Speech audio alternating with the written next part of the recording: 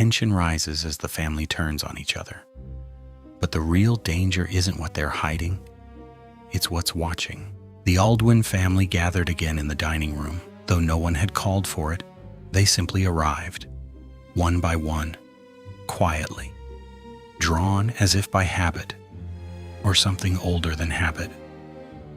The long table stretched between them, polished to a mirror sheen that reflected candlelight and hollow eyes. Morning had come, but the curtains remained drawn. Daylight was not welcome here. Crow stood near the window watching them assemble. No one spoke at first. That, he had learned, was when the truth began to surface. Constance took her seat at the head of the table, spine straight, hands folded, control embodied. Edward remained standing. Eleanor did not sit at all. Thomas leaned against the far wall, arms loosely crossed, observing. Amelia lingered near the doorway, apart, always apart. "You moved him." Crow's voice was calm, not an accusation, a statement. Edward's jaw tightened immediately. "We've already been through this." "No," Crow replied. "You've avoided it." Eleanor let out a sharp, humorless breath. "This again? You find an empty room and suddenly we're conspirators?" Crow didn't look at her. He was watching Edward. "You knew the body was gone before I said it," Crow said quietly. The words landed. Edward didn't answer. Didn't need to. "That's enough," Constance said, her tone precise, cutting. "We will not turn on one another over speculation." "Speculation?" Eleanor snapped, turning sharply toward her. "Is that what we're calling it now?" "Careful," Edward muttered. Eleanor laughed, a brittle cracking sound. "Careful? You want careful now?" Crow shifted slightly. There it was, the fracture. "You think I don't see it?" Eleanor continued, her voice rising despite herself. "The way you've been watching him? The way you knew?"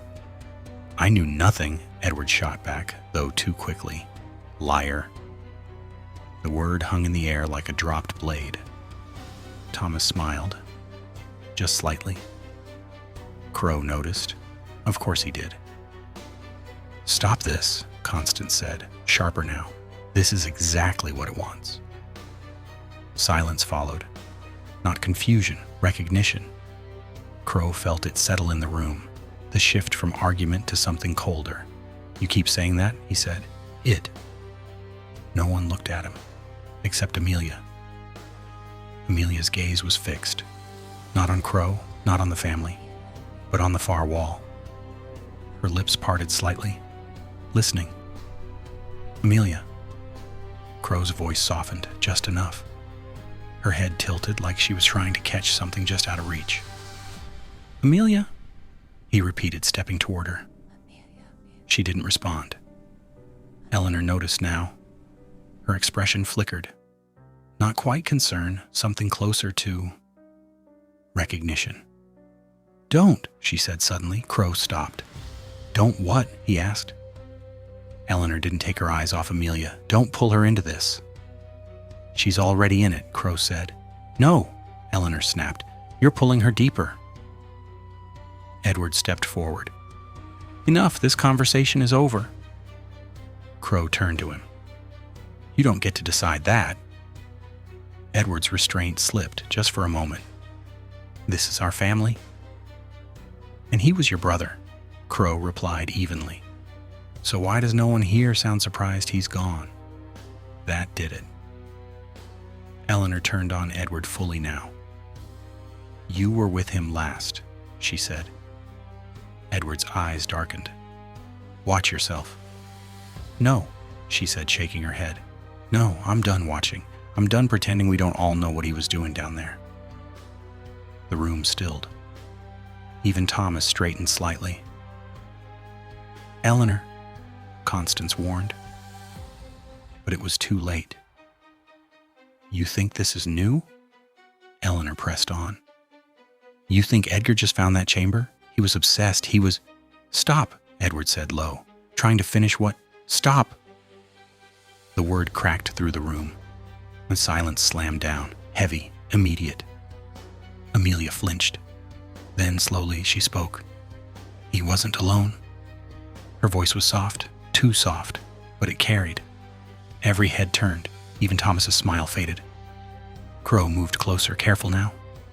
Amelia, what's up? What do you mean? She didn't look at him. Her eyes were distant, focused on something none of them could see. There were more, she whispered before him. A pause. Her brow furrowed slightly like the thought hurt. They stood just like this. No one moved. Amelia, Constance said, her composure tightening, you're not well. You shouldn't. He was chosen. The words slipped out of Amelia like something remembered, not spoken. Crow felt it then, not fear, not yet, but something shifting into place. Chosen for what? He asked quietly. Amelia's lips parted again, but this time she hesitated because something had changed. Her eyes moved, slowly, deliberately, not to Crow, not to the family, to the center of the table where nothing sat. And yet she was staring at it, as if something should be there, as if something had been there before. Her voice dropped to a whisper, barely sound. It's not over. The candle flames flickered violently. No wind, no movement, just a sudden violent shudder of light. And in that brief, trembling glow, Crow could have sworn the reflection in the polished table shifted. Not their reflections, something else. Watching back, Crow didn't look away this time. Good,